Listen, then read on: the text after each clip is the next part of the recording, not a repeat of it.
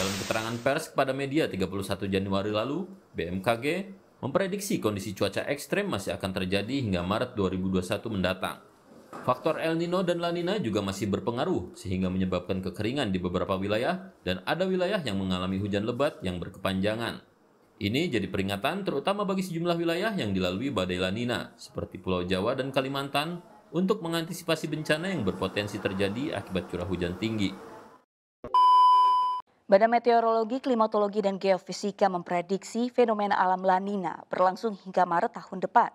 Warga diminta untuk bersiaga menghadapi perubahan curah hujan yang diprediksi semakin meningkat, terlebih untuk wilayah Pulau Jawa, Kalimantan, hingga Sulawesi. Tidak hanya di Kabupaten Flores Timur, Saudara, di Kabupaten Sumba Timur, Nusa Tenggara Timur, hujan deras yang turun tanpa henti beberapa hari terakhir juga menyebabkan banjir bandang.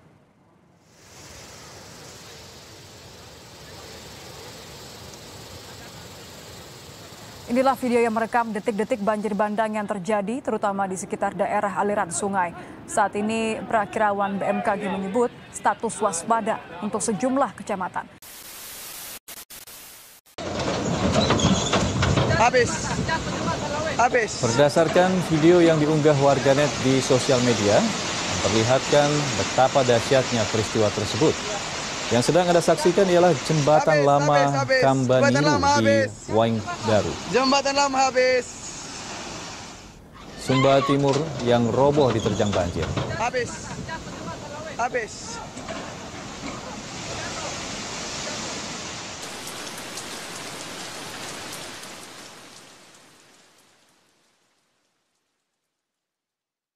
Halo semuanya, perkenalkan, nama saya Milana Kamilah dengan NPM akhir 049 dan teman saya Nabila Regita Damayanti dengan NPM akhir 048. Kami di sini ingin membahas sedikit mengenai curah hujan.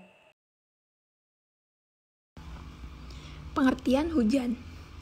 Menurut BMKG, hujan merupakan suatu bentuk endapan dari cairan ataupun zat padat yang berasal dari kondensasi yang jatuh dari awan menuju permukaan bumi. Namun, tidak semua air hujan mampu sampai ke permukaan bumi, karena sebagiannya menguap ketika jatuh melalui udara kering.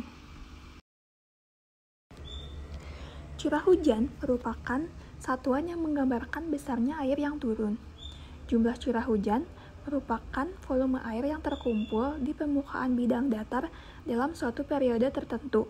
Contohnya, periode harian, mingguan, bulanan, dan tahunan. Curah hujan dalam 1 ml, artinya dalam luasan 1 meter persegi terdapat bidang datar yang dapat menampung air hujan setinggi 1 ml dan sebanyak 1 liter. Proses terjadinya hujan dibagi menjadi 3 tahapan utama, yaitu evaporasi, kondensasi, dan prestisipasi. Yang pertama adalah evaporasi.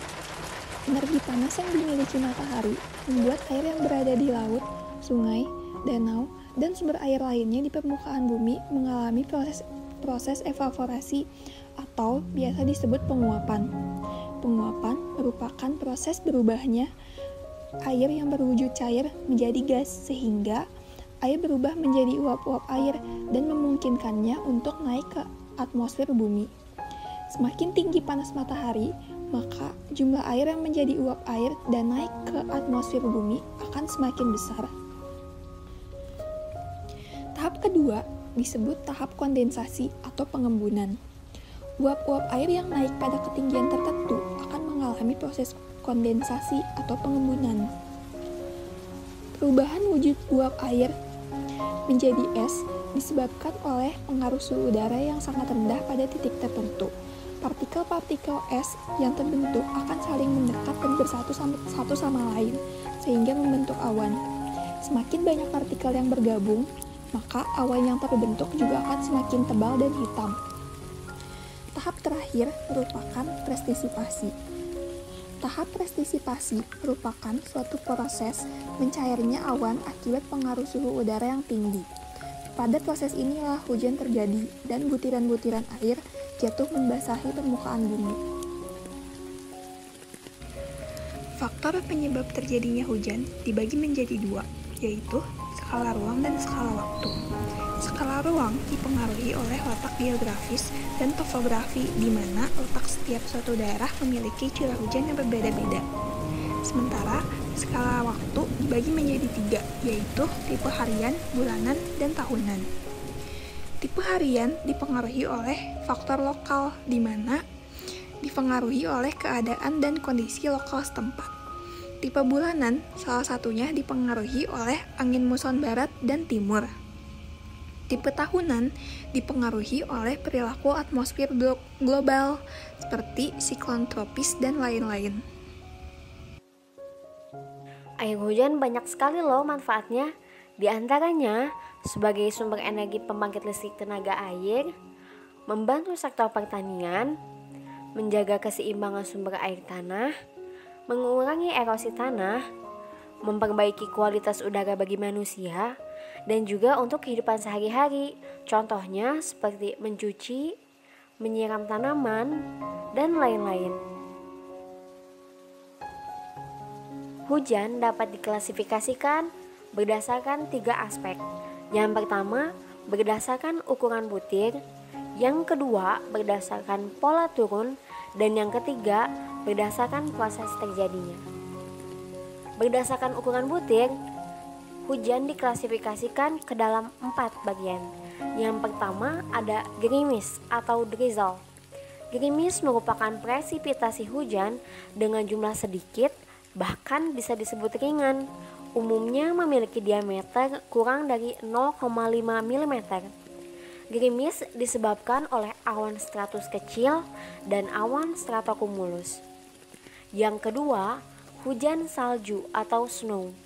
Hujan salju merupakan hujan dari kristal-kristal kecil air yang menjadi es dan memiliki temperatur di bawah titik beku. Yang ketiga, hujan batu es. Hujan batu es merupakan batu es yang turun dari awan yang memiliki temperatur di bawah 0 derajat Celcius dan terjadi pada cuaca panas. Yang keempat, hujan deras atau rain. Hujan deras merupakan curahan air yang memiliki butiran kurang lebih 7 mm dan berasal dari awan yang memiliki temperatur di atas 0 derajat Celcius. Berdasarkan pola turunnya hujan, hujan dibagi menjadi 3 bagian. Yang pertama ada pola munsonal, kedua ada pola ekuatorial, dan yang ketiga pola lokal. Pola munsonal merupakan pola hujan di mana memiliki satu puncak musim hujan. Yang kedua pola ekuatorial, yaitu pola hujan di mana memiliki 2 puncak musim hujan. Dan yang ketiga pola lokal. Pola lokal ini merupakan pola hujan dengan satu puncak musim hujan tetapi berlawanan dengan pola munsonal. Berdasarkan proses terjadinya hujan, hujan diklasifikasikan menjadi 6 bagian. Yang pertama ada hujan frontal. Hujan frontal terjadi akibat adanya pertemuan massa udara yang memiliki temperatur berbeda. Yang kedua ada hujan tropis. Hujan tropis diakibatkan oleh udara yang naik oleh suhu tinggi. Yang ketiga ada hujan orografis, yaitu hujan yang terjadi akibat udara yang mengandung uap air oleh angin dipaksa mendaki gunung. Yang keempat ada hujan siklonal. Hujan siklonal terjadi akibat udara panas suhu tinggi dan angin yang berputar. Selanjutnya ada hujan muson. Hujan muson terjadi akibat pergerakan semu matahari dengan garis balik utara dan garis balik selatan. Terakhir, ada hujan zenital. Hujan zenital terjadi akibat adanya pertemuan angin pasat timur laut dan angin pasat tenggara. Hujan di Indonesia terjadi pada tiap tahunnya, namun memiliki intensitas yang berbeda. Seperti pada bulan Juni, Juli, dan Agustus yang merupakan musim kemarau, curah hujan pada umumnya kurang dari 200 mm per bulan. daerah paling kering adalah Jawa Timur dan Nusa Tenggara dengan curah hujan di bawah 50 mm per bulan. Sedikitnya curah hujan di daerah tersebut akibat masuknya angin tenggara dari Australia Utara yang sifatnya kering. Berbeda dengan daerah lainnya di Indonesia yang umumnya kering, Maluku bagian selatan pada periode ini yaitu Juni, Juli, Agustus merupakan puncak musim hujan dengan curah hujan di atas 350 mm per bulan. Periode selanjutnya yaitu September, Oktober, dan November yang merupakan masa transisi dari musim kemarau ke musim hujan. Dan umumnya curah hujan pada periode ini berkisar antara 100 hingga 200 mm per bulan. Daerah yang memiliki curah hujan antara 100 sampai 200 mm per bulan adalah Lampung, Pulau Jawa, Nusa Tenggara, dan Sulawesi. Sedangkan daerah Sumatera Barat, Pantai Barat Sumatera Utara, dan Kalimantan Barat pada periode September, Oktober, November merupakan puncak musim hujan dengan curah hujan di atas 300 mm per bulan. Peningkatan curah hujan di Indonesia terjadi pada periode Desember, Januari, dan Februari. Hampir seluruh wilayah Indonesia memiliki curah hujan di atas 250 mm per bulan, yaitu ada di Sumatera Barat, Jambi, Sumatera Selatan, Lampung, Jawa, Kalimantan, Sulawesi Selatan, Sulawesi Tenggara, dan sebagian Irian Jaya. Sementara Aceh, sebagian Sumatera Utara, Sulawesi Tengah, dan Kepulauan Maluku memiliki curah hujan yang relatif rendah pada periode Desember, Januari, dan Februari. Periode selanjutnya adalah Maret, April, Mei yang merupakan masa transisi dari musim hujan ke musim kemarau. Beberapa daerah yang curah hujannya masih di atas 250 mm per bulan terdapat di Sumatera Barat, Kalimantan, dan Irian Jaya. Sementara daerah yang memiliki curah hujan antara 200 hingga 250 mm per bulan terdapat di Riau, Jambi, Sumatera Selatan, Lampung, Jawa Barat, Jawa Tengah, Sulawesi Selatan, Sulawesi Tenggara, dan Kepulauan Maluku. Sedangkan curah hujan di bawah 150 mm per bulan terdapat di Aceh, Jawa Timur, Bali, Nusa Tenggara, Sulawesi Utara, dan sebagian Sulawesi Tengah.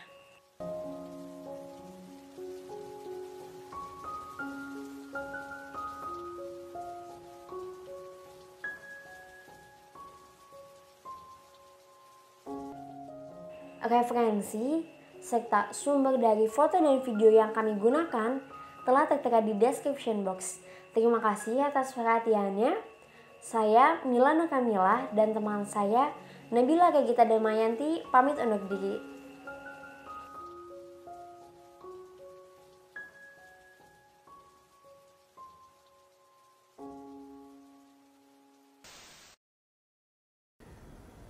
Selanjutnya video yang menegangkan di mana KMP Jatra 1 tenggelam akibat terjangan angin kencang di Pelabuhan Bolok.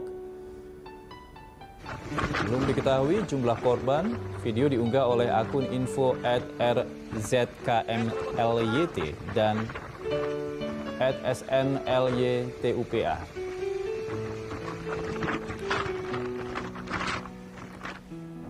Keadaan serupa juga terjadi di pantai Usapa, Kota Kupang.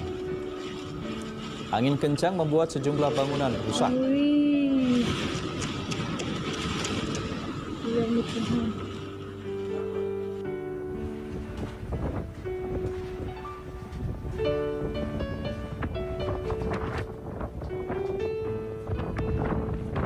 Sekarang di pantai Usapa.